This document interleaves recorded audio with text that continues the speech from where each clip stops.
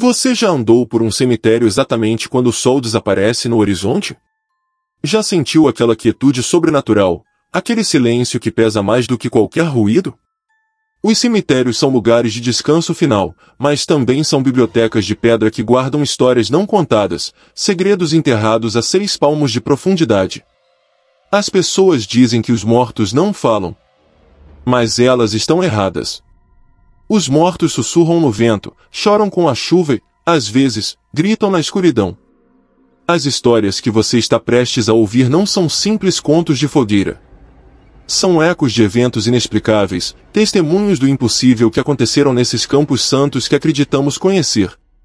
Esta noite, não visitaremos um cemitério. Visitaremos 10 lugares marcados pelo terror, onde o véu entre o nosso mundo e o além se rasgou por completo. Eu te convido a apagar as luzes, a aguçar os ouvidos e a se preparar. Porque depois de ouvir isto, talvez você nunca mais passe por um cemitério da mesma maneira. O terror é real, e está esperando entre as lápides. História 1. O menino que dizia, eu não estou morto em Nevada, Estados Unidos. O cemitério Pioneer Rest nos arredores de Elko, Nevada, não é um lugar turístico. É um pedaço de terra árida, salpicado de cruzes de madeira desgastadas e lápides de arenito que o vento do deserto lixou até quase apagar os nomes. É um lugar de poeira, silêncio e sol escaldante. A família Harrison não estava lá a turismo, estavam visitando o túmulo de um trisavô que morreu na Corrida da Prata, uma tradição familiar que cumpriam a cada 2 anos. Mark e Sarah Harrison caminhavam entre os túmulos, enquanto sua filha de 6 anos, Chloe, corria na frente, fascinada pelos coelhos do deserto. Era uma tarde clara, sem nuvens, o tipo de dia em que a realidade parece sólida, imutável. Enquanto Mark limpava a lápide de seu ancestral, Chloe parou abruptamente. Ficou quieta em frente a um pequeno túmulo de ferro fundido, quase completamente enferrujado, pertencente a um menino chamado Joshua Miles, falecido em 1879. Mãe, disse Chloe, com a voz clara da infância. Por que aquele menino está sussurrando? Sarah sorriu, distraída. É o vento entre os arbustos, querida. Não, insistiu Chloe, aproximando-se mais da pequena lápide. Ele está dizendo algo. Ele diz. Eu não estou morto. Ponto. O sorriso de Sarah congelou. Ela olhou para Mark, que revirou os olhos, atribuindo isso à imaginação de uma menina de 6 anos em um lugar lúgubre. Chloe, isso não tem graça. Não diga essas coisas aqui, repreendeu-a suavemente Mark. Mas ele continua dizendo, disse Chloe, agora com a testa franzida, confusa. Ele diz que está com frio e que é para tirá-lo dali, por favor. Um arrepio percorreu Sarah, apesar do calor de Nevada. Eles pegaram Chloe pela mão e foram embora rapidamente. No carro, Chloe ficou quieta, mas pouco antes de saírem, olhou pela janela traseira em direção ao cemitério e disse, ele continua gritando. Por que não o ajudam? Os Harrison tentaram esquecer o incidente. Mas Nevada é um lugar de cidades pequenas e segredos grandes. Algumas semanas depois, durante um churrasco de vizinhos, Sarah mencionou o incidente, rindo nervosamente, para outra mãe, Laura. O riso de Laura cessou. Meu filho disse a mesma coisa, sussurrou Laura, pálida. David. Fomos há 1 mês. Ele parou no mesmo túmulo. Disse que um menino chamado Josh lhe pedia ajuda. Pensei que ele estava brincando. A coincidência era precisa demais. As 2 mães descobriram que não eram as únicas. Ao longo dos anos, múltiplos pais haviam relatado o mesmo. Seus filhos pequenos, todos menores de 8 anos, diziam ouvir uma voz clara vinda do túmulo de Joshua Miles. Os adultos, sem exceção, não ouviam nada além do assobio do vento. A história se tornou uma lenda urbana local. Os adolescentes iam ao cemitério com gravadores de voz, esperando captar um FVE, fenômeno de voz eletrônica. Mas os gravadores só captavam estática e o uivo do coiote. Os adultos que paravam ao lado do túmulo, esforçando-se para ouvir, apenas sentiam a opressão do silêncio do deserto. Mas as crianças ouviam. Um psicólogo infantil da região, intrigado, sugeriu uma teoria racional: as crianças têm um alcance de audição de alta frequência mais aguçado que os adultos.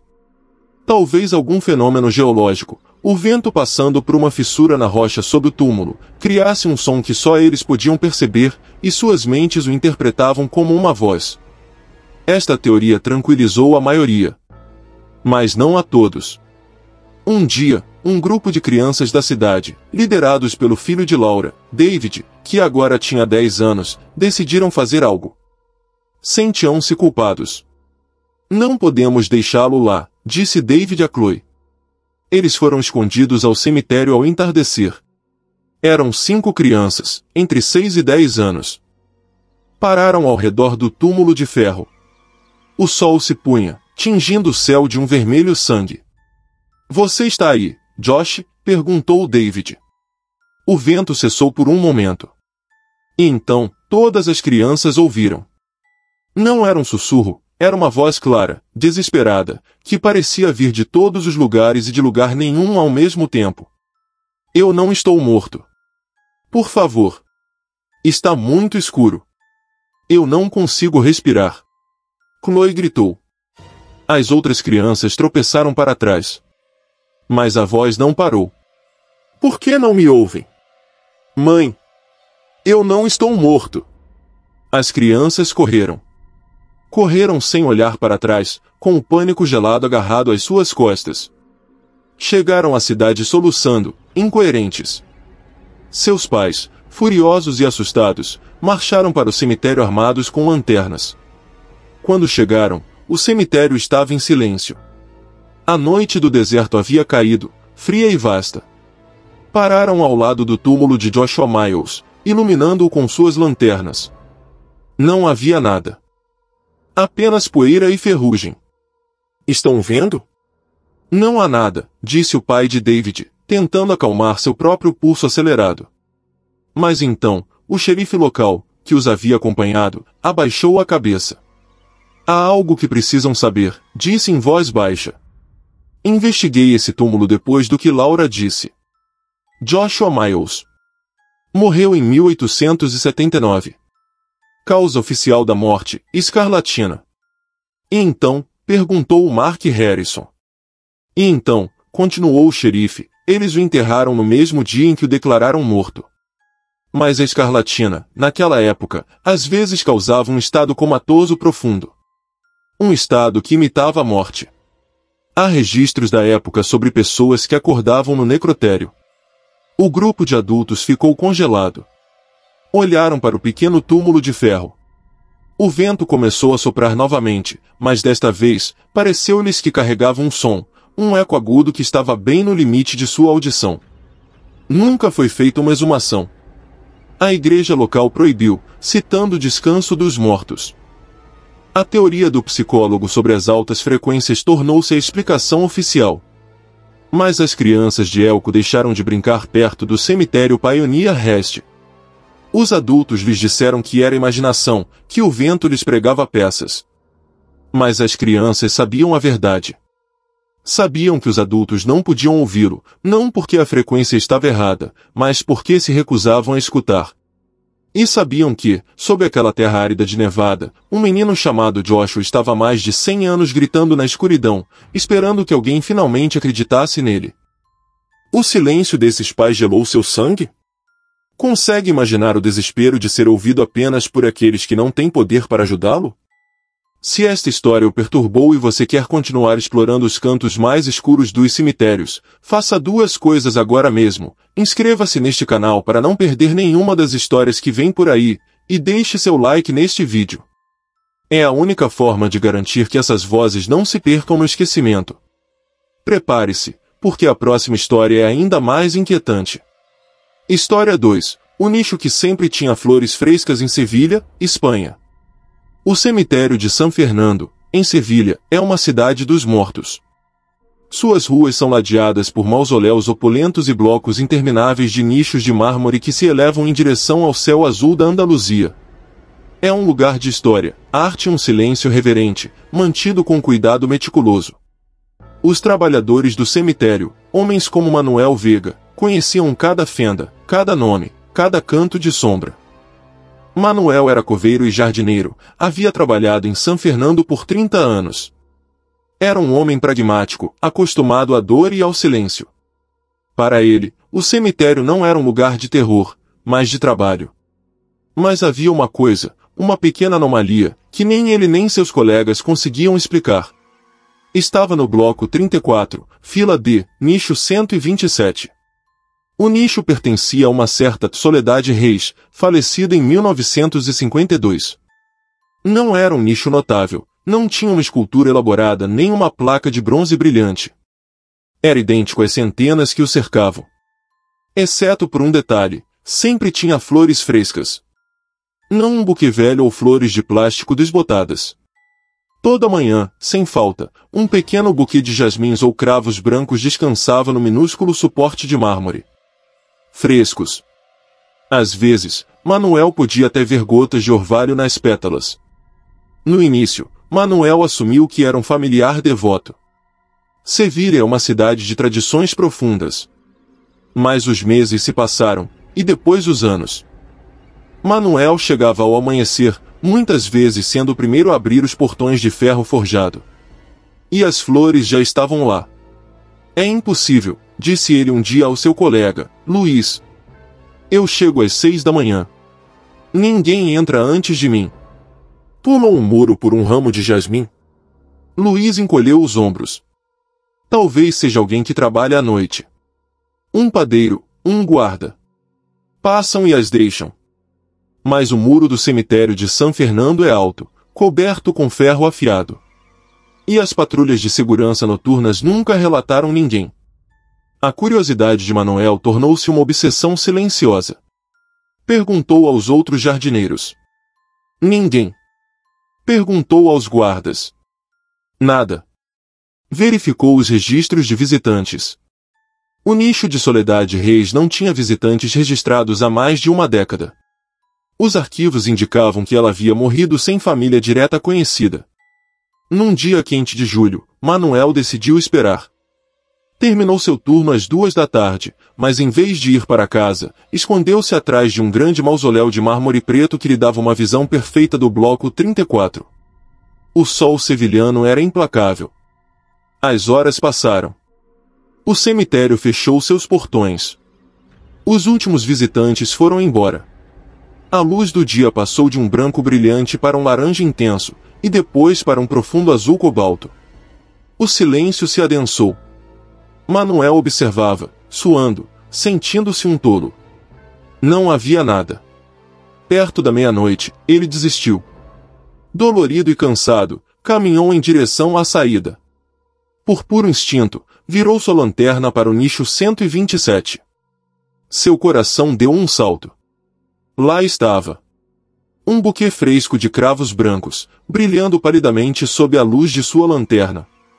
Estavam amarrados com uma simples fita de cetim preta. Manuel correu para o nicho. Tocou as flores. Estavam frias e úmidas, como se tivessem acabado de ser cortadas de um jardim na madrugada. Olhou ao seu redor freneticamente. As ruas do cemitério estavam vazias, banhadas pela luz da lua. Não havia som de passos, nem portas se fechando. Apenas o murmúrio distante do tráfego da cidade, além dos muros. Ele foi para casa naquela noite profundamente perturbado. O que antes era uma curiosidade agora parecia uma zombaria. Na manhã seguinte, Manuel chegou com uma nova determinação. Trazia uma pequena câmera de caça que era ativada por movimento. Ele a escondeu discretamente em um cipreste em frente ao nicho, camuflada entre as folhas escuras. Naquela tarde, ele verificou a câmera. Centenas de fotos. Visitantes passando. Um gato que pulava pelos nichos. Um jardineiro podando uma roseira próxima. Mas nada perto do nicho 127. E, no entanto, na manhã seguinte, as flores frescas haviam sido substituídas. Manuel verificou a câmera novamente. E lá estava. Às 3h33 da manhã, a câmera havia disparado. A imagem era granulada, em preto e branco pela visão noturna. Mostrava o bloco 34, vazio. Não havia ninguém. Mas na base do nicho 127, algo estava mudando. Manuel passou as imagens uma por uma. 3 horas 33 minutos e 10 segundos da manhã, o nicho está vazio. 3 horas 33 minutos e 11 segundos da manhã, uma espécie de névoa ou desfoque aparece bem na frente da lápide. 3 horas 33 minutos e 12 segundos da manhã, a névoa parece se condensar. 3 horas 33 minutos e 13 segundos da manhã, as flores estão lá. Simplesmente, estão. Não havia nenhuma pessoa. Nenhuma mão as colocando. Elas apareceram do nada, entre um fotograma e o seguinte, como se tivessem se materializado do próprio mármore. Manuel sentiu-se mal, mostrou as fotos para Luiz. Luiz, um homem devoto, fez o sinal da cruz e se recusou a falar sobre o assunto novamente. Há coisas que não são para nós, Manuel. Deixe isso quieto. Mas Manuel não conseguia. Naquela noite, ele não se escondeu. Levou uma cadeira dobrável e uma garrafa de água. Sentou-se à vista de todos, a uns 20 metros do nicho, sob a pálida luz de um poste do cemitério. As horas passaram. 1 hora da manhã. 2 horas da manhã. 3 horas da manhã. O ar ficou frio. Às 3 horas e 32 da manhã, um cheiro o atingiu. Um cheiro avassalador e doce de jasmim, tão forte que quase o sufocava. O ar ficou pesado, denso. E então ele a viu. Não era uma aparição fantasmagórica flutuando. Era uma mulher. Parecia sólida. Usava um vestido escuro, antiquado, dos anos 50. Seu cabelo era preto, preso em um coque apertado. Estava de costas para Manuel, parada diretamente em frente ao nicho, tão quieta quanto uma estátua.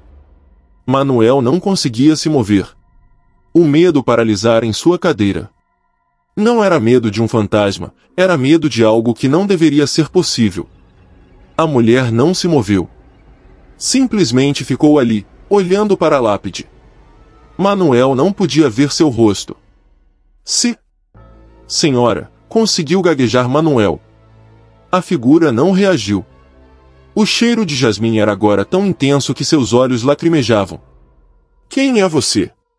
O cemitério está fechado. A mulher inclinou a cabeça lentamente, como se ouvisse algo que Manuel não podia ouvir. Então, levantou a mão. Seus dedos eram longos e pálidos. Tocou a lápide, bem onde estava o nome Soledade Reis. E então, ela se virou. Manuel viu seu rosto. E gritou.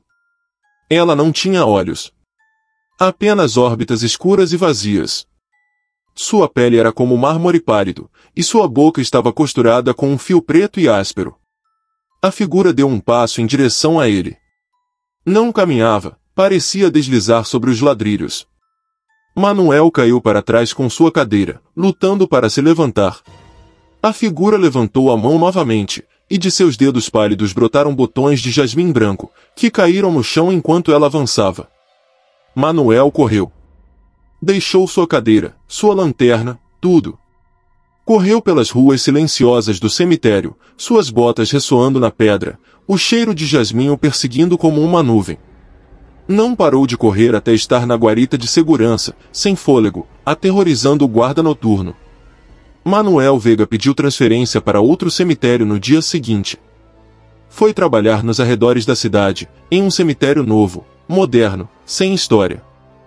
O nicho 127, no bloco 34, continua tendo flores frescas. Os novos jardineiros, avisados por Luiz, não fazem perguntas. Simplesmente limpam ao seu redor, varrendo as pétalas murchas do dia anterior que, estranhamente, sempre cheiram a poeira e tristeza, enquanto as novas exalam um perfume impossivelmente vivo. Como pode o impossível deixar uma prova tão tangível? Que tipo de devoção, ou de condenação, transcende a barreira da morte para colocar flores frescas todas as noites? Se esta visita a Sevilha o deixou com mais perguntas do que respostas e você sente o impulso de continuar descobrindo o inexplicável, inscreva-se agora neste canal. E se o cheiro de jasmim chegou até você através da tela, deixe seu like. É a sua forma de nos dizer que está aqui, observando conosco. O que vem a seguir desafiará sua percepção da fé. História 3. O sacerdote que viu sua própria silhueta ajoelhada em Zacatecas, México. O panteão da Puríssima em Zacatecas é um lugar antigo. Suas criptas de pedra rosa afundam na terra, e suas cruzes de ferro se retorcem contra um céu que muitas vezes parece vasto demais. Aqui, o vento não sussurra, ele geme. O padre Antônio conhecia bem esse som. Era o pároco da igreja ao lado do panteão, uma igreja cujos alicerces compartilhavam um muro com as criptas mais antigas. O padre Antônio era um homem de fé inabalável, mas também de uma rotina rígida. Todas as noites, exatamente às 21 horas, depois de fechar as pesadas portas de carvalho da igreja, ele fazia uma última ronda. Caminhava pelo corredor central, certificando-se de que as velas estavam apagadas, e então entrava na pequena capela lateral. Esta capela tinha uma única janela alta, um vitral que dava diretamente para o setor mais antigo do cemitério. Era seu costume ajoelhar-se no último genuflexório, o mais próximo daquela janela, e rezar suas completas. Eram seus últimos minutos de comunhão com Deus antes de se retirar para a casa paroquial. Uma noite de outubro, o ar estava excepcionalmente frio. A lua cheia banhava o cemitério com uma luz pálida e fantasmagórica, fazendo o vitral brilhar com cores mortas. O padre Antônio entrou na capela, seus passos ecoando no silêncio. Mas parou abruptamente na entrada. Alguém já estava lá. Uma figura estava ajoelhada no último genuflexório. O seu genuflexório. O coração do padre Antônio deu um salto, não de medo, mas de surpresa. Quem está aí? A igreja está fechada. A figura não se moveu. Estava completamente imóvel, de costas para ele, de frente para o vitral. Era uma silhueta escura, vestida com o que parecia ser uma batina. Irmão, disse o padre Antônio, avançando um passo, assumindo que talvez fosse um sacerdote visitante que havia adormecido. É hora de fechar. A figura continuava sem se mover. O padre Antônio franziu a testa. Aproximou-se mais, estendendo a mão para tocar o ombro do homem. Mas algo o deteve. O silêncio na sala era antinatural. Não havia som de respiração. Não havia o menor movimento do tecido. Era tão imóvel quanto uma estátua de obsidiana. E então, a luz da lua que entrava pelo vitral atingiu a figura em um ângulo diferente. O padre Antônio pôde vê-la com mais clareza. E o ar escapou de seus pulmões. A silhueta não era apenas uma silhueta. Era sua silhueta. Tinha a sua mesma altura, a mesma compleição ligeiramente curvada, o mesmo corte de cabelo que se adivinhava sob o capuz da batina. Era ele. Era uma réplica exata de si mesmo, feita de pura sombra, ajoelhado exatamente como ele fazia todas as noites. O padre Antônio recuou, sua mão voando para o crucifixo que pendia de seu pescoço. Em nome do Pai, do Filho e do Espírito Santo, começou a rezar, sua voz tremendo. No instante em que pronunciou as palavras, a sombra se moveu. Não se levantou. Não girou. Simplesmente, começou a rezar. A silhueta inclinou a cabeça para frente, exatamente como ele fazia. Juntou as mãos, no mesmo gesto familiar que havia praticado milhares de vezes. E embora não emitisse nenhum som, o padre Antônio podia sentir a oração. Era uma zombaria, uma imitação gelada. O que é você? Sussurrou o sacerdote, uma mistura de terror e fúria sagrada crescendo em seu peito. A sombra continuou sua mímica silenciosa de devoção. Balançava ligeiramente, um hábito nervoso que o padre Antônio sabia que tinha ao rezar o rosário. A coisa estava copiando cada um de seus gestos pessoais. Eu te ordeno que vá embora, gritou o padre Antônio, sua voz falhando. A sombra parou. Permaneceu imóvel por um segundo. Então, lentamente, começou a girar a cabeça. Não o corpo, apenas a cabeça, em um movimento antinatural, rangente, como se o pescoço fosse feito de papel seco. O padre Antônio não queria ver seu próprio rosto feito de escuridão. O pânico tomou conta dele. Saiu correndo da capela, bateu a porta e passou o pesado ferrolho de ferro. Apoiou-se na madeira, ofegante, seu coração batendo contra suas costelas. Do outro lado da porta, não veio nenhum som. Naquela noite, o padre Antônio não dormiu. Ficou na sacristia, com a Bíblia aberta, rezando até o amanhecer.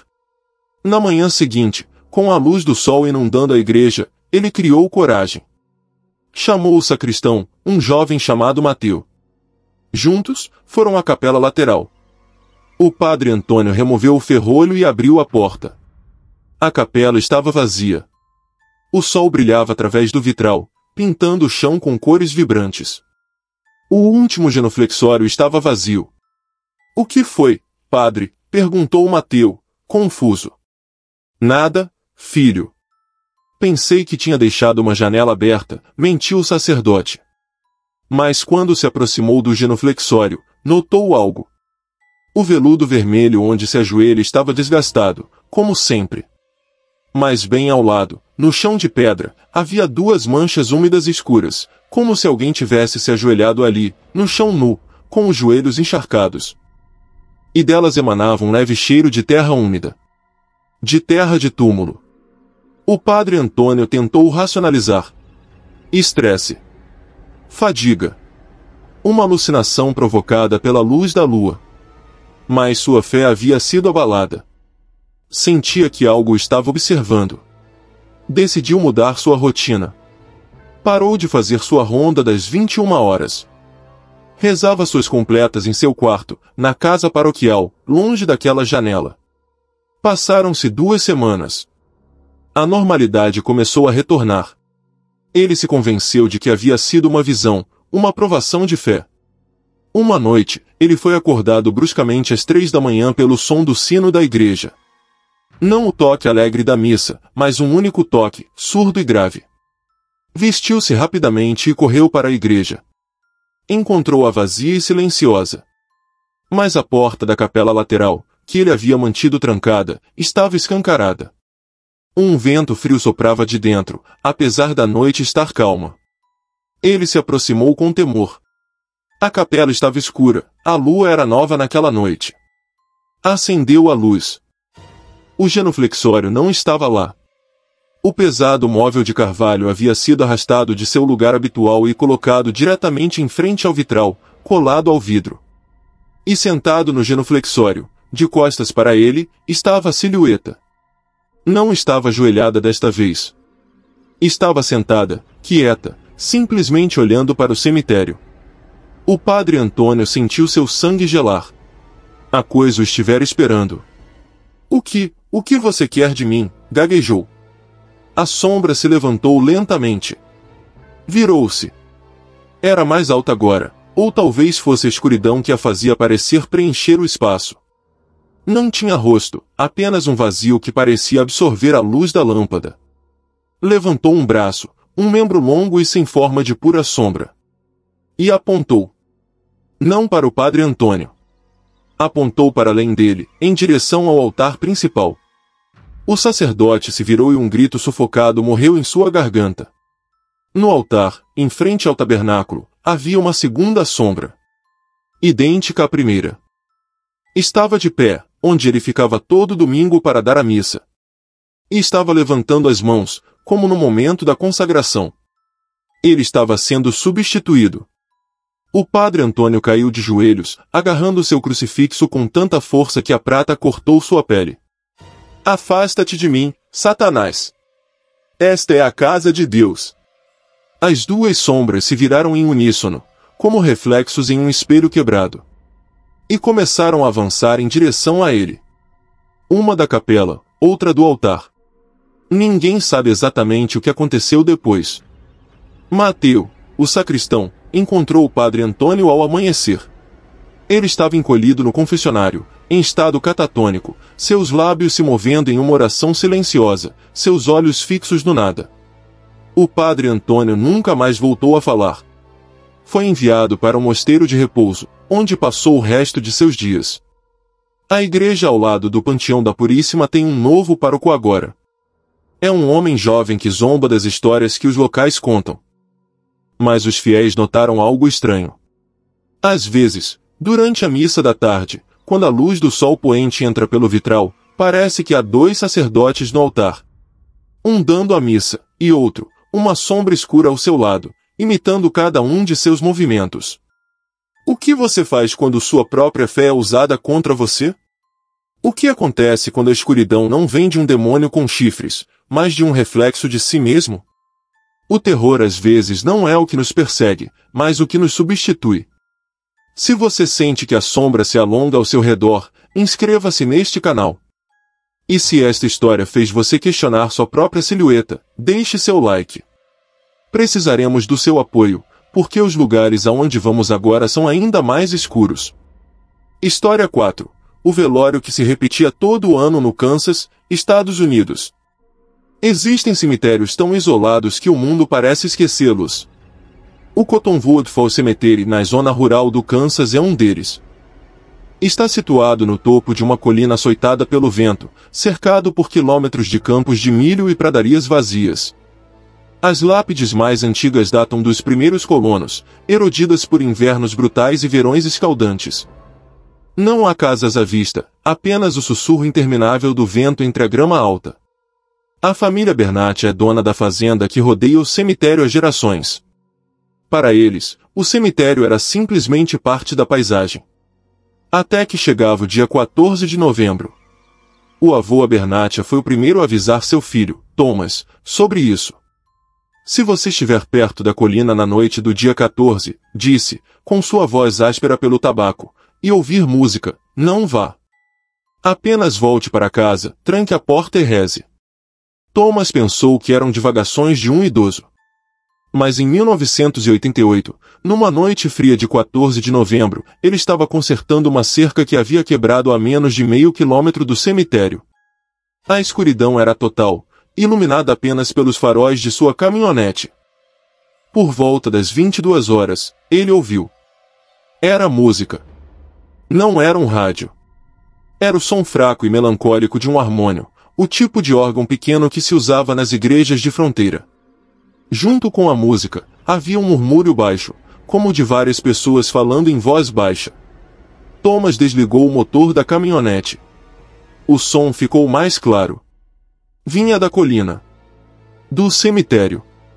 Ele sentiu curiosidade, não medo. Adolescentes locais fazendo uma festa? Algum grupo de culto? Pegou sua lanterna e começou a subir a colina coberta de grama seca, que rangia sob suas botas. À medida que se aproximava, os sons se intensificavam. Agora ele podia distinguir a melodia do harmônio. Era um hino fúnebre, lúgubre e lento. E o murmúrio não era de uma festa, era um som baixo e rítmico. Um soluço coletivo. Thomas chegou ao portão de ferro enferrujado do cemitério. Apagou sua lanterna, usando apenas a pálida luz da lua. O que ele viu o deixou paralisado. O cemitério não estava vazio. Havia pessoas. Dezenas de pessoas. Estavam de pé, agrupadas ao redor de uma cova aberta no centro do cemitério. Mas não eram adolescentes. Estavam vestidos com roupas escuras e antiquadas. Os homens usavam cartolas e ternos pretos pesados. As mulheres, véus escuros e vestidos longos até o chão. Estavam completamente imóveis, de costas para ele, olhando para o buraco na terra. Ao lado da cova, um homem tocava o harmônio, e o som dos lamentos parecia sair das próprias figuras. Olá, disse Thomas, sua voz soando estranhamente alta. Ninguém se moveu. A música continuou. Os soluços não cessaram. O que estão fazendo aqui? Esta é propriedade privada. Thomas deu um passo para dentro do cemitério. A temperatura pareceu cair 10 graus instantaneamente. Um frio úmido, como de um porão, agarrou-se a ele. Ele acendeu sua lanterna. O raio de luz atingiu o grupo de enlutados. E Thomas sufocou um grito. Eles não tinham rosto. Onde deveriam estar seus rostos, olhos, narizes, bocas? Havia apenas uma superfície lisa e pálida, como a de um manequim de porcelana sem pintura. Eram figuras humanas perfeitas em forma e vestimenta, mas completamente vazias de traços. No instante em que a luz os tocou, tudo parou. O harmônio cessou em uma nota discordante. Os soluços foram cortados. O silêncio absoluto caiu sobre a colina, tão repentino que doeu em seus ouvidos. Todas as figuras sem rosto viraram suas cabeças para ele ao mesmo tempo. Um movimento sincronizado, antinatural. Thomas não esperou. Saiu correndo, tropeçando colina abaixo, o coração disparado. Ouviu um único som atrás de si, o ranger da grama seca. Não como passos, mas como um grande peso sendo arrastado pelo chão. Chegou à sua caminhonete, ligou o motor e foi embora, levantando uma nuvem de poeira. Não olhou para trás até estar na segurança de sua fazenda. Naquela noite, ele perguntou ao seu avô. O idoso assentiu sombriamente. É o velório dos Miller, disse. A família inteira. Morreram de difteria em uma única semana. 14 de novembro de 1873 foi o dia em que enterraram a última, a pequena Sarah. Dizem que o povoado estava tão aflito que Deus, ou algo mais, apagou seus rostos para que não tivessem que mostrar sua dor. Thomas viveu naquela fazenda por mais 40 anos. Todo 14 de novembro, ele fechava as portas ao entardecer, aumentava o volume da televisão e não olhava para a colina. Mas ele sempre ouvia, fracamente, trazido pelo vento, o gemido do harmônio e o som da terra sendo remexida. Anos depois, em 2012, um grupo de investigadores paranormais de Kansas City ouviu a lenda. Decidiram investigar.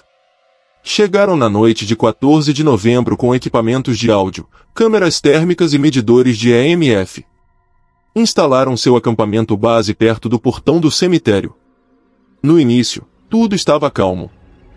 Zombavam da história, aproveitando o ambiente assustador. Às 21h58, seus equipamentos enlouqueceram. Os medidores de EMF saltaram para a zona vermelha. As câmeras térmicas, que mostravam o azul frio da noite do Kansas, de repente mostraram dezenas de assinaturas de calor, figuras frias, do mesmo azul que o ambiente, mas com forma humana, apareceram por todo o cemitério. Estavam de pé, olhando para o centro. E então, os microfones parabólicos captaram o som. O harmônio. Tão claro como se estivesse ao lado deles. Seguido de um choro dilacerante, um coro de dor que fez os pelos de suas nucas se arrepiarem. Um dos investigadores, um jovem chamado Ben, ligou a câmera principal com visão noturna. Oh, meu Deus! Sussurrou. No monitor, o cemitério estava cheio. As figuras estavam lá, tal como Thomas Abernathy as havia descrito. Roupas antigas. E rostos lisos, brilhando sob a luz infravermelha. Mas desta vez, estavam fazendo algo mais. Não estavam apenas de pé. Estavam cavando. Com as próprias mãos. Arranhavam a terra em uma cova no centro, a terra voando por cima de seus ombros. O investigador principal, apesar do protocolo, gritou, parem. Assim como com Thomas, tudo parou. As figuras pararam de cavar. E as dezenas de formas sem rosto se viraram para a câmera. Mas não ficaram paradas. Começaram a se mover em direção a eles. Não correndo, mas deslizando sobre a grama, um movimento rápido e horrível. E enquanto se moviam, o som do choro se transformou em um guincho agudo e furioso. Os investigadores entraram em pânico. Deixaram cair o equipamento e correram para sua caminhonete. O último a sair, Ben, foi agarrado pelo tornozelo. Ele gritou. Seus companheiros o agarraram e o puxaram para dentro, fechando a porta bem quando uma mão pálida e sem traços golpeava a janela. Saíram em alta velocidade. Quando examinaram bem, ele tinha marcas no tornozelo. Não eram arranhões. Eram marcas de terra, como se uma mão feita de terra de túmulo o tivesse agarrado. As marcas cheiravam a decomposição e a flores murchas. Eles nunca recuperaram seu equipamento. Quando a polícia foi ao cemitério no dia seguinte, não havia câmeras, nem tripés, nem microfones. Não havia nada. Apenas o cemitério silencioso na colina. E ao lado da lápide da família Miller, um monte fresco de terra remexida, como se alguém tivesse cavado a noite toda, procurando algo, ou tentando enterrar algo novamente. Existem dores tão profundas que se recusam a ser enterradas. Existem rituais que a morte não pode deter. O que acontece quando o luto se torna uma cicatriz no tempo, repetindo-se para sempre? Se esta cerimônia na colina fez você sentir o frio do Kansas, inscreva-se agora mesmo. E se o som desse harmônio ainda ressoa em seus ouvidos, deixe um like. É a única luz que temos enquanto nos aprofundamos mais nesta escuridão. A próxima parada é na Espanha, onde as orações nem sempre são o que parecem. História 5. A sombra que rezava em frente à cruz em Barcelona, Espanha. O cemitério de Montjuïc em Barcelona não é apenas um cemitério, é uma metrópole dos mortos. Ele se derrama pela encosta da montanha, um labirinto de mausoléus góticos e túmulos modernistas que olham para o mar Mediterrâneo. Dentro de seus muros, encontra-se uma pequena capela, a Capela de la Santa Creu, um lugar que os turistas raramente visitam, reservado para serviços funerários e oração privada. O padre Martí era o capelão de Montjuïc. Um homem de 70 anos, com mãos artríticas e uma fé tão erodida e antiga quanto as lápides que cuidava. Seu dever, toda tarde ao cair do sol, era fechar a capela. Antes de fazê-lo, ele se ajoelhava no primeiro banco e rezava o rosário em frente ao grande crucifixo de madeira que dominava o altar. Há meses, ele não estava sozinho. A primeira vez que a viu, pensou que era um jogo de luzes. O sol poente de Barcelona, filtrando-se através dos vitrais empoeirados, criava sombras estranhas. Era uma forma escura, ajoelhada no chão de mármore, bem na frente da cruz parecia uma pessoa em oração, completamente imóvel. Com licença, disse Martí, sua voz ecoando na capela vazia. A capela vai fechar. A sombra não se moveu. Martí se aproximou. Não era a sombra de um pilar. Não era a sombra da cruz. Tinha sua própria forma, uma silhueta definida de ombros curvados e uma cabeça inclinada. Era uma mancha de escuridão mais profunda do que a penumbra circundante, uma ausência de luz. Intrigado, o padre Martí caminhou ao seu redor. A sombra permanecia fixa, ancorada ao chão em frente à cruz. Não tinha fonte. O sacerdote, um homem pragmático apesar de sua batina, passou a mão pelo ar onde deveria estar a cabeça. Não sentiu nada. Ele encolheu os ombros.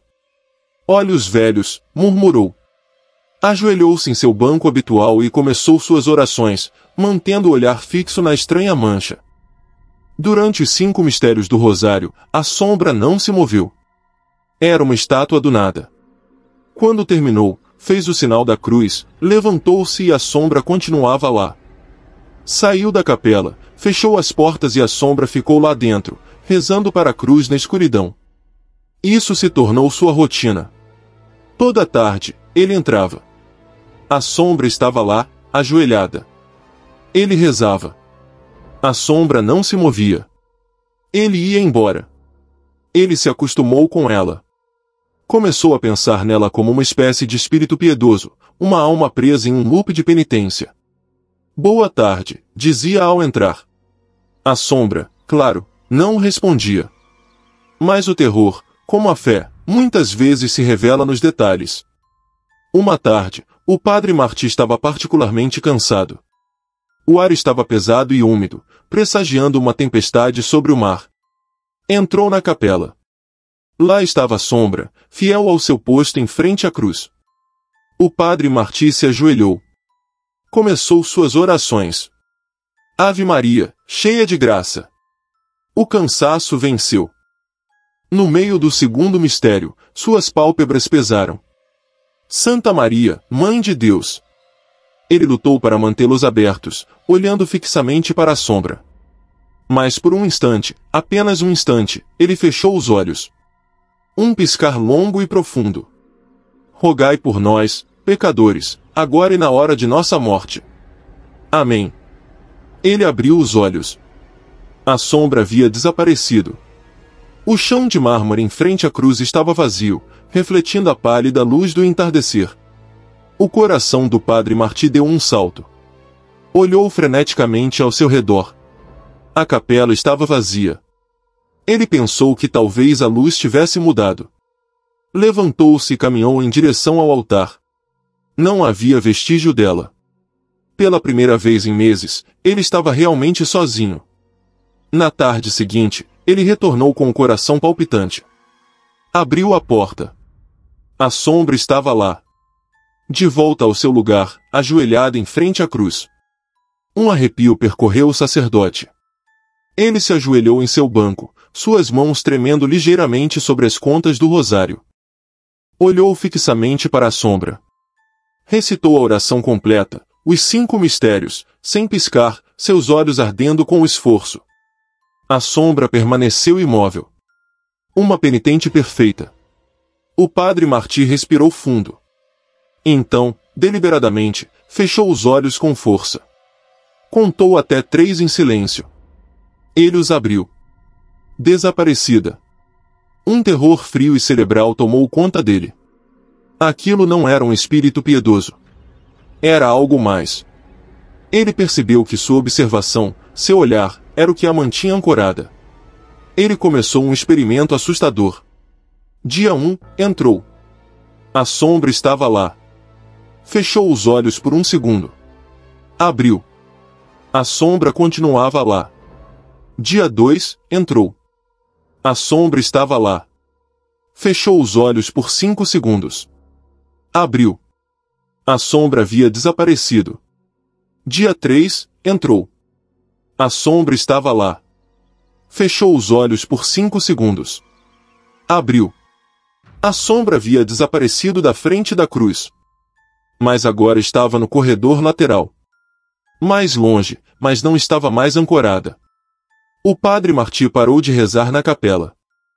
Fazia suas orações em seu pequeno escritório, com a porta fechada. Só entrava na capela para fechar, mantendo os olhos bem abertos, andando de costas para sair. Mas a coisa era paciente. Uma noite, uma tempestade feroz atingiu Barcelona. Um raio caiu perto, e a eletricidade de Montjuïc foi cortada. A capela mergulhou em uma escuridão quase total, quebrada apenas pelo piscar vermelho da lâmpada do sacrário. O padre Martí tinha que fechar a porta. Era seu dever. Com uma lanterna trêmula e um rosário na outra mão, ele entrou na capela. O feixe de sua lanterna varreu o interior. O primeiro banco. Vazio. O corredor. Vazio. Apontou a luz para o altar. A sombra não estava ajoelhada. Estava de pé. Estava de pé ao lado da cruz, não na frente dela. E era maior. Suas bordas pareciam se agitar, como fumaça preta. O sacerdote sentiu que o cheiro de ozônio e cera queimada enchia o ar. A sombra se virou lentamente em direção a ele. Não tinha rosto, mas ele sentiu que ela o olhava. Aterrorizado, o padre Martí fez a única coisa que seu instinto lhe disse, fechou os olhos com força e gritou o início do Pai Nosso. Pai Nosso, que estais no céu. Um som o fez abrir os olhos. Um sussurro. Como tecido pesado se arrastando pelo mármore. A sombra não estava mais no altar. Estava no meio do corredor. A meio caminho entre o altar e ele. E estava se aproximando. Para trás, gritou ele, borrifando água benta de um frasco que carregava. A água atravessou a sombra e atingiu o chão sem efeito. A sombra parou. Inclinou sua cabeça, como um predador curioso. O padre Martí compreendeu a terrível verdade. Ela não estava rezando para a cruz. Estava presa pela cruz. E ele, com sua oração, com sua fé, ao fechar os olhos, a estava libertando. Sua piedade era a chave. Ele fechou os olhos novamente, um ato de pânico. Ave Maria, gratia plena. Ele sentiu um frio glacial. Um frio que doía. E um sussurro, não na capela, mas dentro de sua cabeça. Uma voz que soava como 1000 folhas secas sendo esmagadas. Obrigado. Ele abriu os olhos. A sombra estava diretamente na frente dele. A centímetros de seu rosto. Uma negritude absoluta que o envolvia. Ele podia ver o altar através dela, distorcido, como se olhasse através de água suja. A sombra levantou um apêndice, uma extensão de si mesma. E o padre Martí viu, com horror, que ela imitava sua própria mão artrítica. Assombro tocou na testa, no mesmo lugar onde ele fazia o sinal da cruz. O contato foi como ferro em brasa e gelo ártico ao mesmo tempo. O padre Martí não gritou. Ele não podia. O sacristão o encontrou na manhã seguinte. A capela estava em perfeita ordem. As portas estavam escancaradas. O padre Martí estava sentado no primeiro banco, de frente para o altar. Seus olhos estavam abertos, fixos na cruz. Estava vivo, mas não respondia. Seu rosto estava congelado em uma máscara de terror absoluto, e seu cabelo, antes grisalho, era agora branco como a neve. Ele nunca mais voltou a falar. E nunca, até o dia de sua morte, voltou a fechar os olhos. Nem mesmo para piscar. Você se atreveria a fechar os olhos naquela capela? Que tipo de devoção convida a escuridão em vez de repeli-la? Às vezes, a fé não é um escudo, é uma chave. Se esta história fez você olhar 2 vezes para as sombras do seu próprio quarto, inscreva-se neste canal. E se você sente o frio que o padre Martí sentiu, deixe seu like. O que se segue é ainda pior, porque agora vamos olhar para dentro de um lugar que nunca deveria ter sido aberto. História 6. O caixão que girou dentro da cripta em Hidalgo, México. No coração da Serra de Hidalgo, em uma pequena cidade mineradora chamada Real del Monte, o panteão inglês se assenta em uma colina enevoada. É um lugar único, todas as suas lápides estão voltadas para a Inglaterra, exceto uma. Mas a história que nos interessa não é sobre as lápides, mas sobre uma das criptas familiares de pedra cinza, pertencente à família Salazar, antigos donos de uma mina de prata que inundou em circunstâncias trágicas. A cripta dos Salazar estava selada desde 1923, após o enterro do patriarca, Dom Alejandro Salazar. Era um homem conhecido por sua crueldade extrema, um homem que, segundo boatos, havia fechado as comportas da mina durante uma inundação, prendendo dezenas de trabalhadores lá dentro para salvar o equipamento. Morreu em sua cama, rico e odiado, e foi enterrado na cripta da família junto com sua esposa e filhos, que haviam morrido anos antes. Em 2010, um descendente distante, Esteban Salazar, chegou da cidade do México. Havia decidido, por razões legais e de herança, exumar os restos de seus antepassados para transferi-los para um ossuário mais moderno. Era uma questão de logística, não de sentimento. Contratou uma equipe local de trabalhadores do cemitério, homens curtidos pelo clima frio da montanha e pelas histórias do panteão. O capataz, um homem chamado Jorge, foi o encarregado de quebrar o selo. A cripta era subterrânea. Jorge e sua equipe passaram horas quebrando a argamassa antiga e o gesso que selavam a pesada porta de pedra. O ar que saiu quando finalmente abriram um buraco foi nauseabundo, um cheiro de umidade milenar, de poeira e de algo mais, um cheiro metálico e azedo, como moedas velhas e ferrugem. Usando lanternas potentes, desceram os degraus de pedra escorregadios. A cripta era uma única sala abobadada, de uns 4 por 4 metros. Havia 3 caixões de madeira nobre sobre pedestais de pedra. 2 à esquerda, pertencentes à esposa e ao filho de Dom Alejandro, estavam cobertos por uma espessa camada de poeira e teias de aranha, mas intactos. O terceiro, o de Dom Alejandro, estava à direita. E algo estava terrivelmente errado. O caixão não estava reto. Não estava ligeiramente movido. Estava completamente de cabeça para baixo. O pesado caixão de mogno, que teria exigido vários homens fortes para movê-lo, descansava sobre sua tampa abaulada. A base plana do caixão apontava para o teto da cripta. Os trabalhadores pararam abruptamente. Jorge iluminou o chão ao redor do pedestal. Não havia marcas de arrasto. Não havia sinais de inundação que pudesse tê-lo feito flutuar. Os outros 2 caixões não haviam se movido nem 1 centímetro. Era como se o caixão de Dom Alejandro tivesse sido levantado e virado meticulosamente sobre si mesmo. Que diabos é isso? Murmurou Esteban, o descendente, da escada, recusando-se a descer. Jorge, embora visivelmente pálido, era um profissional. Vândalos, disse, embora sua voz carecesse de convicção. Mas como? O selo era original. Estava intacto há 87 anos. O silêncio na cripta era opressor. Temos um trabalho a fazer, disse Jorge, tentando soar firme. Vamos virá-lo. Foram necessários 4 homens. O caixão era incrivelmente pesado. Com um esforço coordenado, gemendo contra a resistência, eles o levantaram e o giraram para a posição correta, colocando novamente sobre o pedestal. O som da madeira velha raspando na pedra ecoou na pequena sala. Pronto, ofegou Jorge. Agora, Abram. Com cuidado. O protocolo de exumação exigia que verificassem os restos. 2 homens começaram a trabalhar na tampa, usando alavancas para forçar as dobradiças enferrujadas. O metal rangeu em protesto. Com um forte estalo, a tampa se abriu. Os 4 homens recuaram como se tivessem levado um soco. Esteban, nas escadas, vomitou. Dentro do caixão, os restos de Dom Alejandro Salazar também estavam de bruços. O esqueleto, vestido com os farrapos podres de um terno de veludo, estava pressionado contra o fundo do caixão, de costas para o céu. Era uma imagem de pesadelo. Os ossos do rosto estavam esmagados contra a madeira do fundo, como se ele estivesse pressionando contra ela por décadas. Mas isso não foi o pior.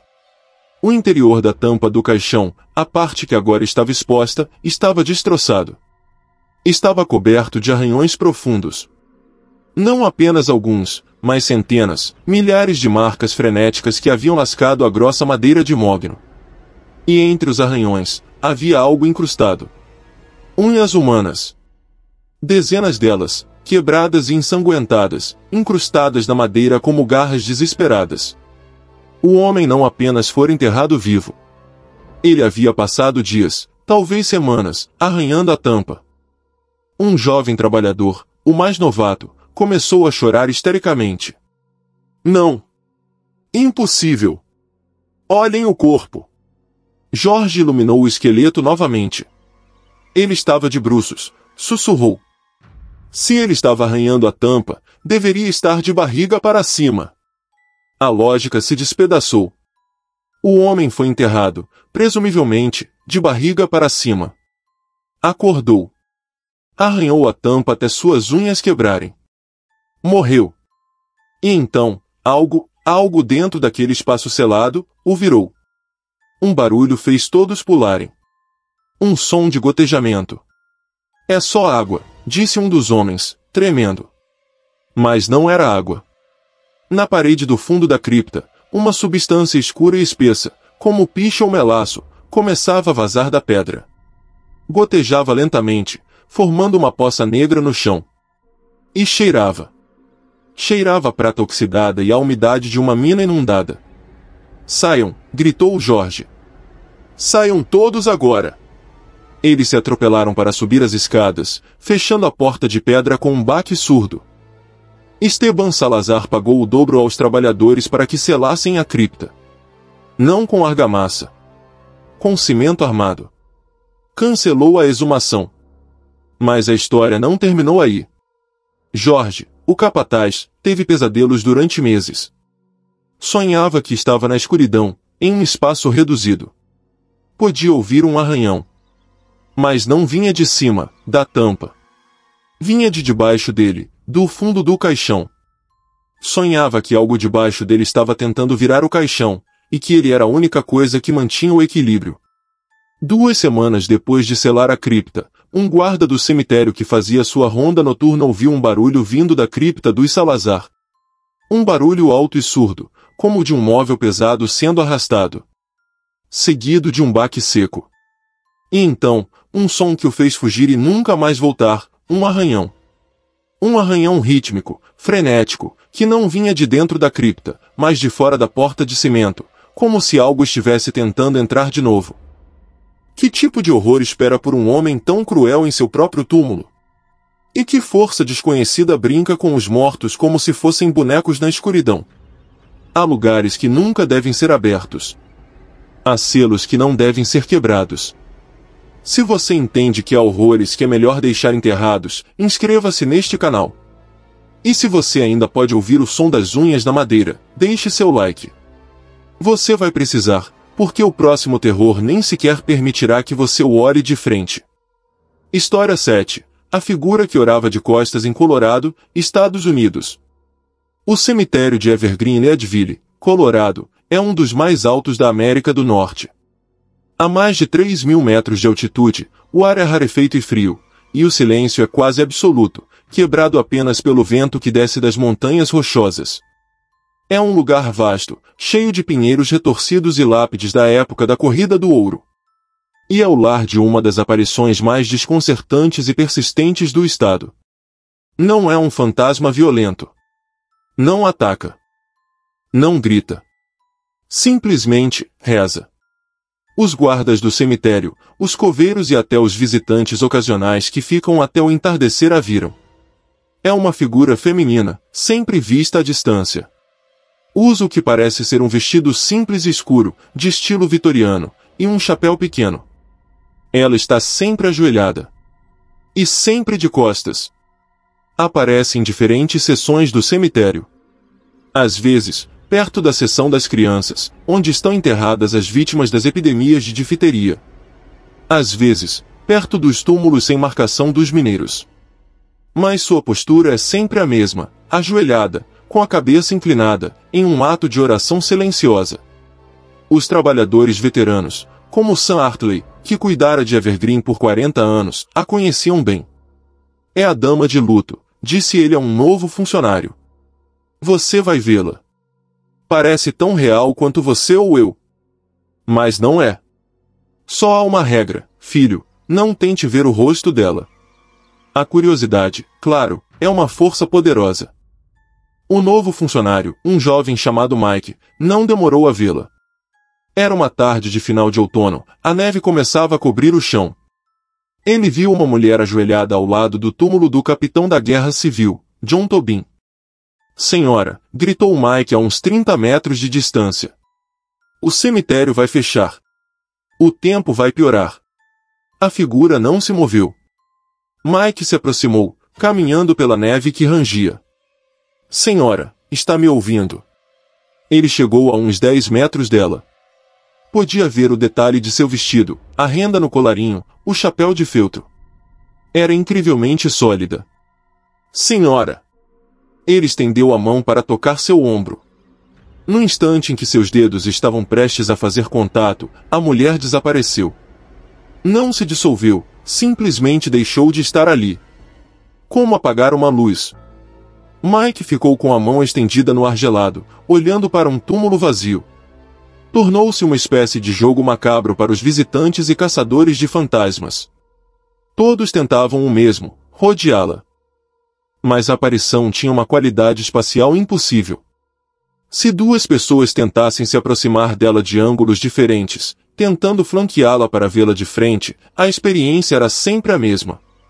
Você caminharia em direção a ela, e ela sempre permaneceria de costas. Você podia andar em um círculo completo ao seu redor, e suas costas seriam a única coisa que você veria, como se ela estivesse girando em um eixo invisível para coincidir com seu movimento, mas sem se mover em absoluto. Era fisicamente desorientador e profundamente assustador. Era como se a figura existisse em uma geometria que não era nossa, uma onde o conceito de enfrente simplesmente não existia para o observador. Mas a verdadeira história de terror não é apenas sua presença, mas o que aconteceu com um homem que acreditou ter burlado a regra. Em 2003, um fotógrafo de Denver, Ryan Vance, obcecado pelo paranormal, decidiu capturar o rosto da dama de luto. Ele não acreditava em geometrias impossíveis, acreditava na ótica. Chegou a Evergreen com um equipamento sofisticado. Câmeras de alta velocidade, teleobjetivas e, o mais importante, um drone, algo que era uma novidade tecnológica na época. Passou 2 dias no frio glacial, esperando. No terceiro entardecer, ele a viu. Ela estava ajoelhada no centro de uma clareira coberta de neve, longe de qualquer túmulo, simplesmente rezando para o chão vazio. Ryan sentiu-se eufórico. Estava a uns 100 metros de distância. Te peguei, murmurou. Preparou sua teleobjetiva. Ajustou o foco. A imagem em seu visor era nítida, as costas de uma mulher com um vestido escuro. Perfeito. Então, ele lançou o drone. O pequeno aparelho zumbiu no ar gelado, ganhando altura. Ryan o pilotou com mãos experientes, fazendo-o voar alto por cima do cemitério e depois fazendo-o descer lentamente, em um ângulo perfeito para capturar a figura pela frente. A câmera do drone transmitia para seu monitor. Ele viu a neve, depois os pinheiros, e então, a figura. O drone desceu. 50 metros acima. 30. 20. Ryan observava o monitor, sem fôlego. A figura estava ali, ajoelhada. A câmera se inclinou para baixo. E Ryan gritou. No monitor, a figura continuava de costas. Era impossível. A câmera estava diretamente acima dela, apontando para baixo, em um ângulo de 90 graus. Ele deveria ter visto o topo de seu chapéu, seus ombros. Mas o que via eram suas costas, perfeitamente eretas, como se ela estivesse ajoelhada em uma parede vertical. O drone desceu mais. 10 metros. E então, a figura se levantou. Pôs-se de pé em um movimento fluido e antinatural. E olhou para cima. Diretamente para o drone. Ryan viu o rosto em seu monitor. E o que viu quebrou sua mente. Não foi um rosto monstruoso. Não eram órbitas vazias nem dentes podres. Foi muito pior. O rosto que ele viu no monitor era o dele. Era seu próprio rosto, mas devastado, pálido e congelado em uma expressão de agonia silenciosa. Seus próprios olhos o olhavam da tela com um horror infinito. A figura levantou uma mão. E a câmera do drone cortou, ficando em estática. Ryan ficou paralisado, olhando para a neve. O som do vento desapareceu. O mundo inteiro pareceu silenciar. Então ele ouviu um rangido na neve. Bem atrás dele. Lentamente, ele se virou. A dama de luto estava ali. A menos de 1 metro. Estava de costas para ele. O terror era tão absoluto que Ryan não podia nem respirar. Estava preso. Sabia que se movesse para rodeá-la, ela giraria. Se recuasse, ela o seguiria. O que você quer? Conseguiu sussurrar. A figura permaneceu imóvel, uma sentinela silenciosa de costas para ele. Passaram-se os minutos. Ou talvez foram horas. O sol se pôs completamente. A escuridão caiu sobre o cemitério. Ryan e a figura permaneceram em um impasse assustador. O frio entorpecia seus pés e mãos, mas ele não se atrevia a se mover. Finalmente, o pânico venceu a paralisia.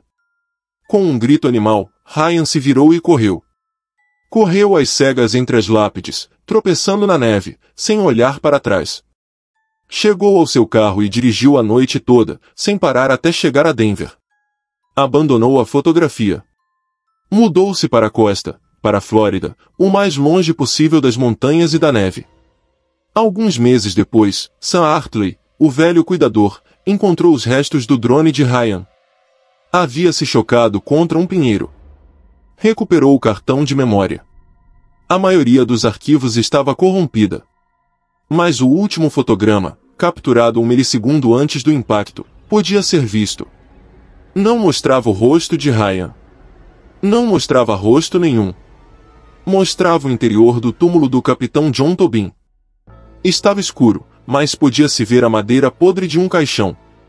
E ajoelhada dentro daquele espaço confinado, de costas para a câmera, estava a figura de uma mulher. O que é pior? Um fantasma que o persegue ou um que se recusa a ser visto? Uma entidade que lhe mostra a sua própria morte ou uma que existe fora das leis da realidade? Algumas coisas não são feitas para serem vistas de frente. Se esta verdade o inquieta, inscreva-se neste canal. E se você sente que alguém está de pé atrás de você agora mesmo, deixe seu like. É a única maneira de saber que você não está sozinho. O que vem agora não é uma aparição, é um aviso. História 8. O cemitério que aparecia em sonhos em Sonora, México. O deserto de Sonora é um lugar de extremos.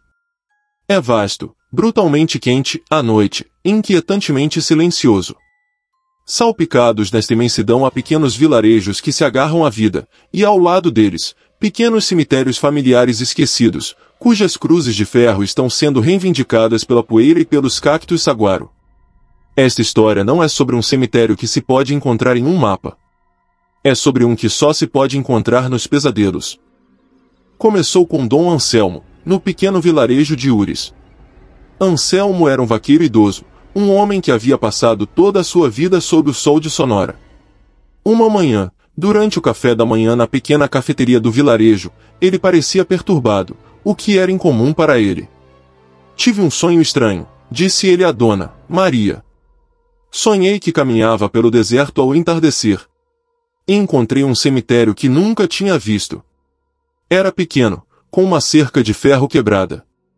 E no portão, havia um nome esculpido na madeira, o Panteão do Sussurro Seco. Maria riu. Que nome poético, Anselmo. Com certeza você bebeu muito ontem à noite. Anselmo balançou a cabeça, seus olhos escuros e sérios. Não é isso. Lá dentro, todas as lápides estavam em branco. Sem nomes. E o vento não soprava, sussurrava. Me dizia meu nome. Anselmo. Anselmo. Acordei suando frio. As pessoas do vilarejo esqueceram o comentário de Anselmo. Era só um pesadelo. 3 dias depois, Dom Anselmo foi arrebanhar seu gado ao entardecer. Nunca mais voltou. O encontraram 2 dias depois, a vários quilômetros de seu rancho. Havia morrido de um ataque cardíaco, segundo o médico local. Estava caído contra uma cerca de arame farpado, seus olhos abertos fixos no horizonte.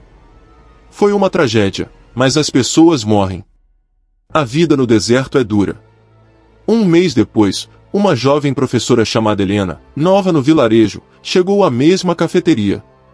Estava pálida e trêmula. Não consegui dormir ontem à noite, confidenciou a Maria. Tive o pesadelo mais vívido. Eu estava em um cemitério no deserto. Tinha um portão de madeira com um nome. O Panteão do Sussurro Seco. Alguém já ouviu falar dele? Maria deixou cair uma xícara. O estrondo silenciou a cafeteria. Todos olharam para Helena. As lápides não tinham nomes, continuou Helena, sem notar a tensão. E o vento era horrível.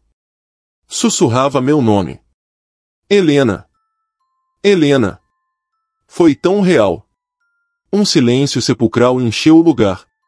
O irmão mais velho de Anselmo, que estava em um canto, levantou-se lentamente. Senhorita, disse com voz grave. Não saia sozinha ao entardecer. Meu irmão teve esse mesmo sonho. Helena, uma mulher educada da cidade, descartou o aviso como uma superstição local. Foi só um sonho, senhores. Obrigada pelo café. 2 dias depois, o carro de Helena quebrou na estrada secundária que saía de Ures. Decidiu caminhar de volta ao vilarejo, era apenas 1 milha. Foi ao entardecer. A encontraram na manhã seguinte. Estava a apenas 100 metros de seu carro. O médico legista não conseguiu encontrar a causa da morte. Não havia sinais de violência, nem de desidratação, nem de picada de cobra. Seu coração, simplesmente, havia parado. Seu rosto estava congelado em uma máscara de terror absoluto. O pânico começou a se instalar em Ures. 2 pessoas. O mesmo sonho. 3 dias depois, a morte. O Panteão do Sussurro Seco tornou-se uma frase proibida. Era uma sentença de morte onírica. As pessoas começaram a ter medo de dormir. Formou-se uma pequena histeria coletiva. Quem seria o próximo? O terceiro foi um adolescente chamado Javier. Era conhecido por ser um valentão, um garoto que não acreditava em nada. Zombava da história. O sussurro seco, gritava, rindo. Vou lá e tomar uma cerveja. Uma noite, ele invadiu a cantina, pálido como um fantasma. Havia estado tirando uma soneca. Eu vi, sussurrou ao dono do bar. O cemitério. É real. O vento disse meu nome. O medo em seus olhos era genuíno. O vilarejo observou Javier com uma mistura de pena e terror. O viram como um homem morto andando. O pai de Javier, desesperado, trancou o garoto em seu quarto. Pregou tábuas na janela. Colocou um cadeado na porta pelo lado de fora. Você não vai sair. Não pode sair, disse-lhe. Se você não sair, não pode te machucar. Apenas fique aí dentro por 3 dias. Durante 2 dias, o vilarejo ouviu os gritos e batidas de Javier vindos do quarto. No 3º dia, ao entardecer, tudo ficou em silêncio. O pai, tremendo, abriu a porta. O quarto estava vazio. As tábuas continuavam pregadas na janela pelo lado de dentro. O cadeado da porta estava intacto. Javier havia sumido. A busca durou 1 semana. Nunca encontraram seu corpo. A única coisa que encontraram foi uma de suas botas de vaqueiro, a uns 10 quilômetros no deserto, perto de uma formação rochosa que ninguém reconheceu. Estava cheia de areia, como se estivesse ali há anos. O vilarejo de Ures tornou-se um lugar de terror silencioso. As pessoas viviam com medo de ir dormir. A pergunta não era se o cemitério apareceria em seus sonhos, mas quando. Um xamã aqui de um vilarejo vizinho foi chamado. O ancião ouviu a história, caminhou pelo vilarejo e depois sentou-se na praça, olhando para o deserto. Este não é um lugar físico, disse finalmente. É uma armadilha para almas. Alimenta-se do medo que vocês mesmos criam. O sonho não mata. A morte chega quando, ao acordar, vocês aceitam um convite. Que convite? Perguntou Maria. O sussurro, disse o xamã. O vento no sonho lhes diz o nome. Mas no 3º dia, vocês o ouvem acordados. O ouvem no vento real Anselmo. Helena. Javier. Todos eles ouviram. E em vez de ignorá-lo, eles o seguiram. Seguiram o som até o deserto, procurando o lugar que não existe. E ao procurá-lo, eles o criaram. E este os consumiu. O xamã disse que a única maneira de quebrar a maldição era que alguém tivesse o sonho e o recusasse. O vilarejo esperou. Passaram-se meses. A vida voltou a uma tensa normalidade. Até que Maria, a dona da cafeteria, a mulher que havia ouvido todas as histórias, acordou uma manhã banhada em suor frio. Ela contou a todos na cafeteria. Eu sonhei. O panteão do sussurro seco. Ele disse meu nome. O vilarejo a observou. Os próximos 3 dias foram uma tortura. Maria fechou sua cafeteria. Ficou em sua casa, as janelas fechadas, o rádio no volume máximo para abafar o som do mundo exterior. Na tarde do 3º dia, o vento de Sonora começou a se levantar. Era um vento forte, que levantava poeira vermelha.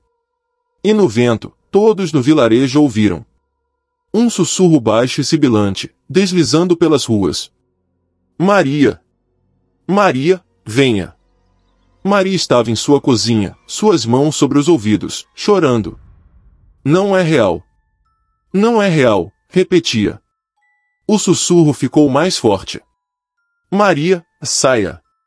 A porta da frente de sua casa se abriu com um golpe, batendo contra a parede, embora estivesse trancada. O sussurro estava agora dentro da casa. Maria! Os vizinhos, aterrorizados, espiaram pelas janelas. Viram Maria sair de sua casa. Caminhava como uma sonâmbula, com os olhos vidrados, diretamente para o deserto, que agora escurecia com o entardecer. Eles a seguiram, mas pararam no limite do vilarejo. Ninguém se atreveu a pôr um pé no deserto enquanto aquele vento soprasse. Viram Maria caminhar até se tornar uma pequena silhueta contra o céu vermelho. E então, por um instante, pouco antes de o sol desaparecer, viram algo mais. Na crista de uma duna distante, onde não havia nada além de areia, apareceu a silhueta de uma cerca de ferro e cruzes. Maria caminhou em direção a ela. E então, tanto ela quanto o cemitério desapareceram. Nunca mais se ouviu falar do panteão do sussurro seco em Ures. O xamã aqui disse que a armadilha estava satisfeita, por enquanto. Que terror é maior do que um que o caça em sua própria mente? Um pesadelo do qual você não pode acordar porque o mundo real se torna parte dele?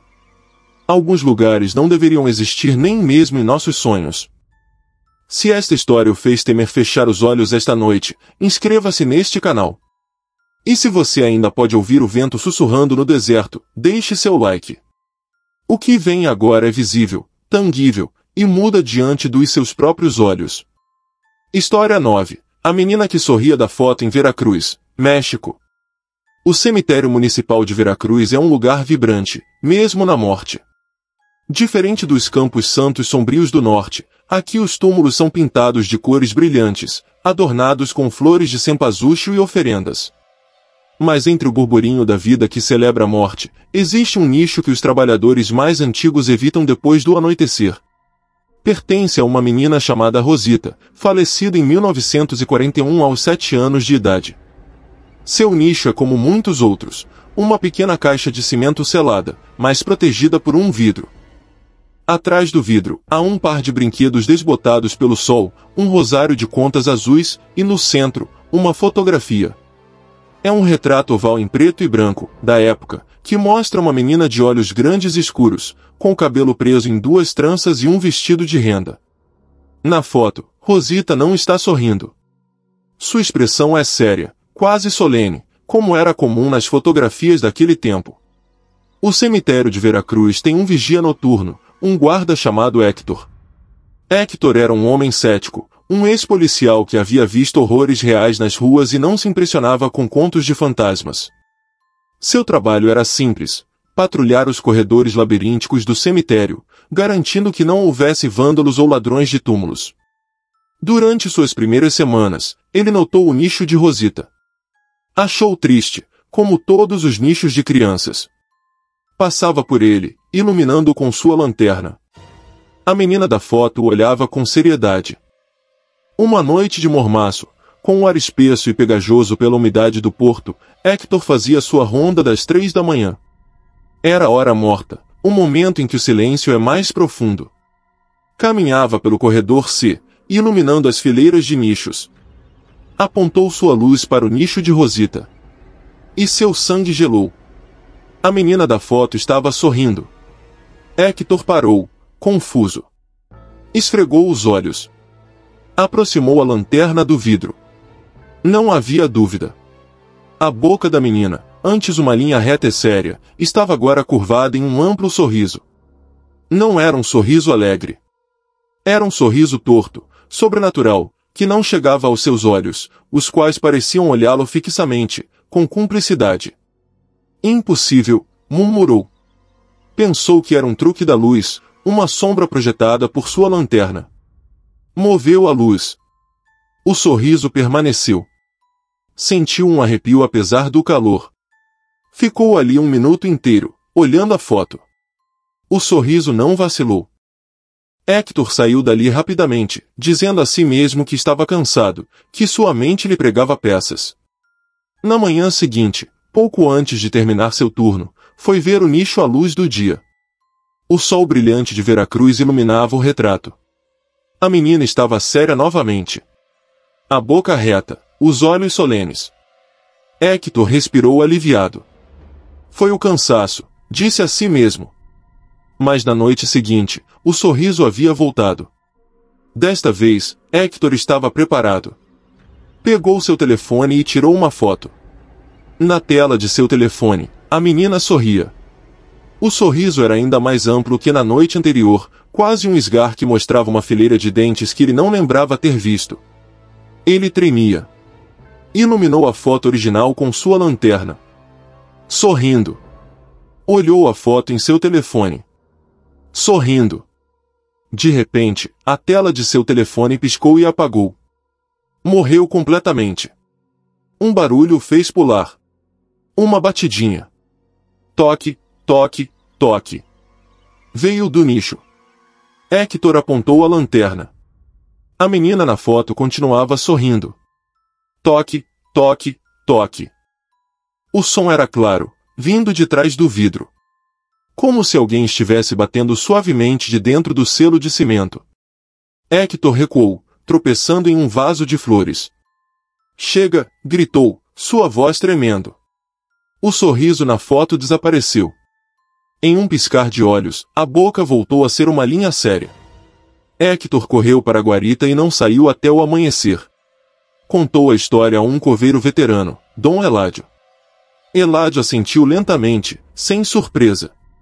Ah, Rosita, disse ele, seu rosto enrugado pelo sol. Ela gosta de brincar. Mas não é um jogo que você queira jogar, Hector.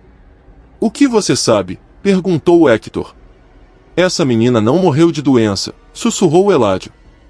A história que os velhos contam é que seu padrasto a maltratava. A trancava em um armário escuro por dias. Uma noite, para calar seus choros, ele a trancou e não voltou. Morreu de medo e de fome, na escuridão. O que eu não entendo é por que ela sorri. Naquela noite, Hector considerou pedir demissão. Mas era um homem orgulhoso. Decidiu enfrentar a situação. Levou uma câmera digital nova e um gravador de voz. Chegou ao nicho de Rosita às 3 horas da manhã. A foto estava séria. Rosita, disse Hector, sua voz soando alta demais. Eu não quero te machucar. Só quero entender. Por que você sorri? Não houve resposta. A menina da foto olhava com seriedade. Hector esperou. O silêncio do cemitério era denso. Você está aqui, tentou de novo. Ligou o gravador de voz. E o colocou na borda do nicho, junto ao vidro. Esperou 10 minutos. Nada. A foto não mudou. Não houve barulhos. Bom, disse, sentindo-se um pouco tolo. Pegou seu gravador. Espera, disse, seu coração batendo forte. Olhou a foto de novo. Havia mudado. Mas não era o sorriso. Era a posição da cabeça.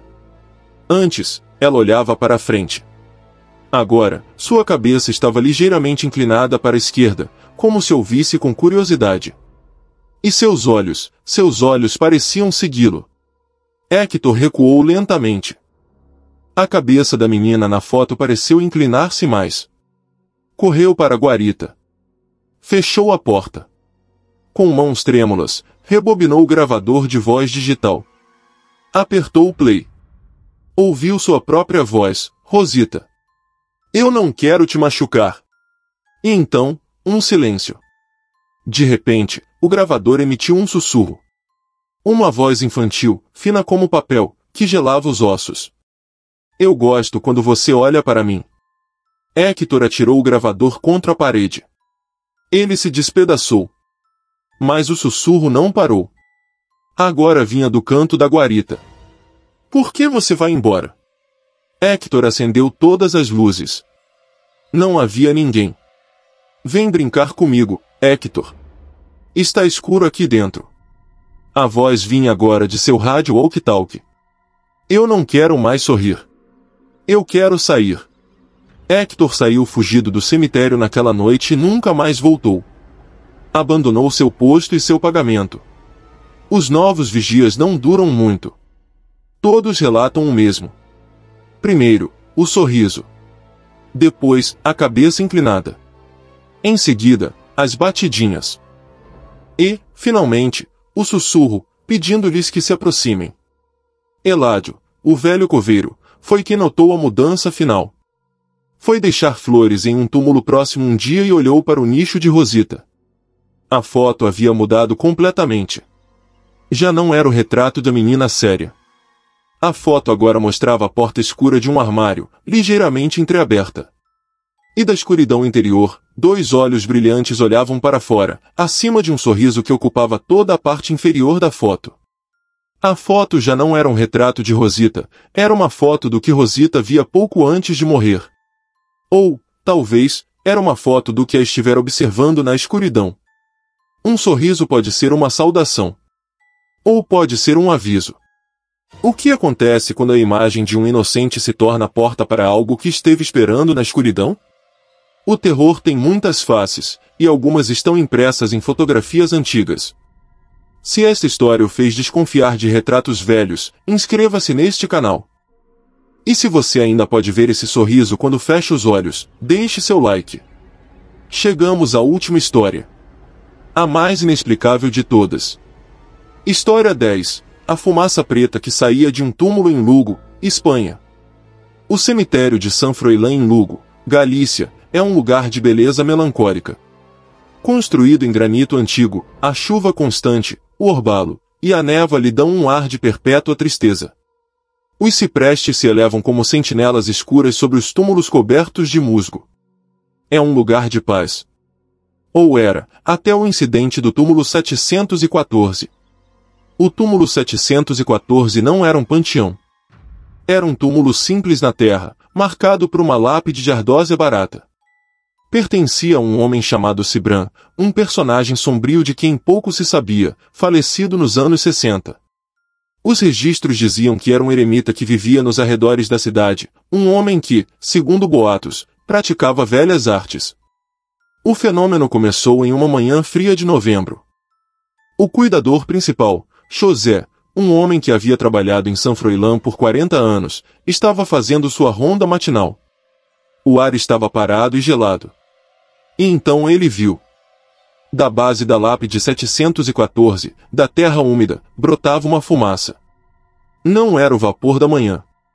Não era a fumaça de um cigarro apagado. Era uma fumaça espessa, preta e oleosa. Não subia como a fumaça normal, parecia pesada. Derramava-se sobre a grama como um líquido escuro, espalhando-se por alguns metros antes de se dissipar. E cheirava. Cheirava a ozônio, a metal enferrujado e a algo rançoso, como tecido podre. José, pensando que era um ato de vandalismo, talvez uma bomba de fumaça ou um produto químico, aproximou-se com cautela. Trouxe uma pá. Revolveu a terra de onde saía a fumaça. Não havia nada. Apenas terra úmida e raízes. Mas enquanto cavava, a fumaça brotou novamente, bem ao lado de sua pá, como se a evitasse. José recuou. A fumaça estava fria. Onde tocava a grama, ela não queimava, mas sim murchava instantaneamente, tornando-se preta e quebradiça. Assustado, José chamou o diretor do cemitério. Ao meio-dia, a guarda civil estava lá. Isolaram a área. A fumaça havia cessado. Os agentes olhavam para o túmulo, céticos. Deve ser algum gás do pântano, José. Decomposição. Nada mais. Mas na manhã seguinte, a fumaça havia voltado. Desta vez, mais densa. Uma coluna de 1 metro de altura, retorcendo-se sobre si mesma antes de desmoronar e se espalhar pelo chão. A notícia vazou. Chegaram os jornalistas locais. A prefeitura, temendo um problema de saúde pública ou uma histeria em massa, enviou os bombeiros e uma equipe da Universidade de Santiago de Compostela. Aqui é onde a história deixa de ser um mistério local e se torna um enigma. Os bombeiros chegaram primeiro. Seus detectores de gás não registraram nada. Não havia metano, nem sulfeto de hidrogênio, nem qualquer gás de decomposição conhecido naquelas concentrações. Aproximaram uma câmera térmica. A leitura os deixou atônitos. A fumaça estava fria. Não há temperatura ambiente. Estava a vários graus abaixo da temperatura do ar circundante. Era uma pluma de frio visível. É uma anomalia térmica negativa, disse o chefe dos bombeiros, sem entender suas próprias palavras. Depois vieram os cientistas. Um geólogo e um químico. Coletaram amostras do solo. Tudo normal. Granito de Lugo. Terra ácida. Nada fora do comum. Tentaram coletar uma amostra da fumaça. Foi quase impossível. A fumaça se dissipava ao contato com seus equipamentos, como se fosse tímida diante da investigação. Finalmente, conseguiram capturar algumas partículas em um filtro. A análise de laboratório não trouxe respostas, apenas mais perguntas. Eram partículas de carbono puro, quase como fuligem. Mas não havia ocorrido combustão. Não havia fogo. Não havia calor. Era fuligem fria, sem fonte. De onde vem? Combustão a frio? É impossível, disse o químico em seu relatório preliminar. A imprensa o chamou de o fumê negro, a fumaça negra.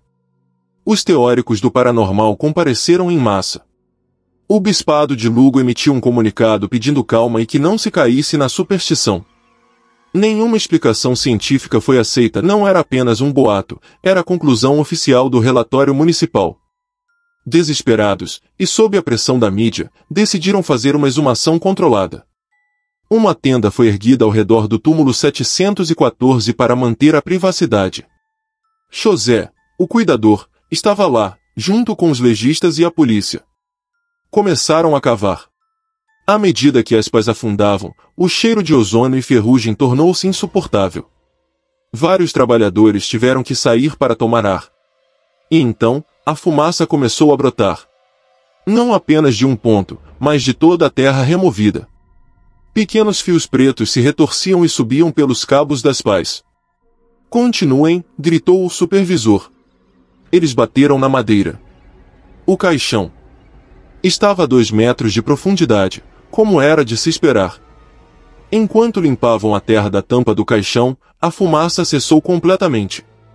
O silêncio na tenda era total. Levantaram o caixão e o colocaram no chão. Era de pinho barato, podre pela umidade. O legista se preparou para abri-lo. Usando alavancas, forçaram a tampa. Dentro não havia um esqueleto. Dentro não havia um corpo mumificado. O caixão estava cheio até a borda com uma cinza preta e pesada. Era fina como poeira, mas compacta.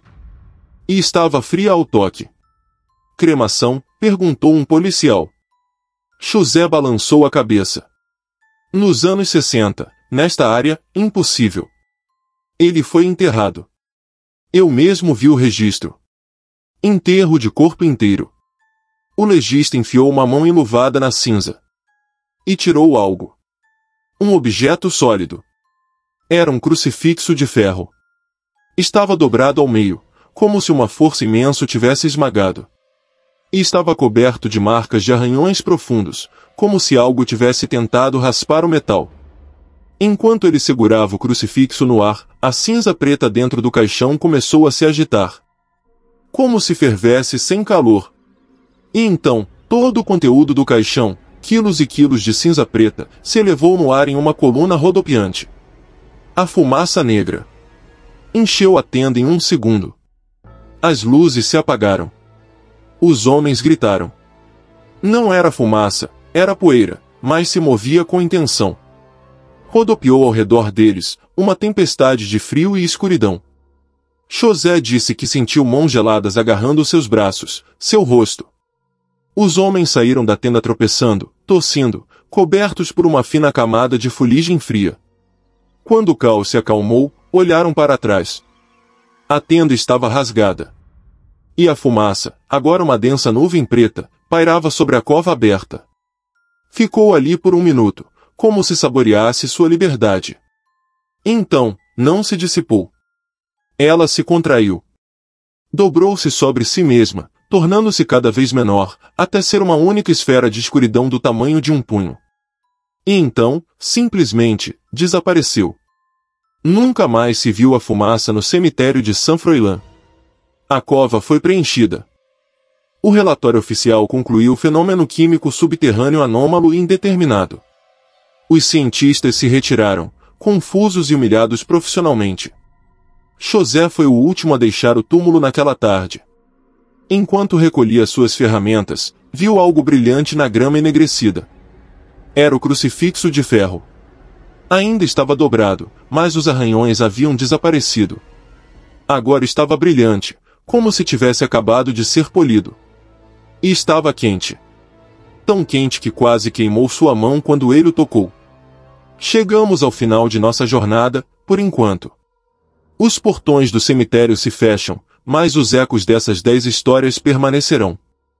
Desde o menino em Nevada até a fumaça inexplicável de Lugo, vimos que a linha entre os vivos e os mortos é terrivelmente tênue. Se esta viagem à escuridão o fez questionar o véu entre os mundos, e você quer garantir que estará aqui na próxima vez que o cruzarmos, faça 2 coisas: inscreva-se neste canal agora mesmo. E se cada uma destas histórias lhe causou um arrepio na espinha, deixe seu like final neste vídeo. É o sinal de que você esteve aqui conosco, observando, até o último túmulo. Boa noite, e cuidado com as sombras.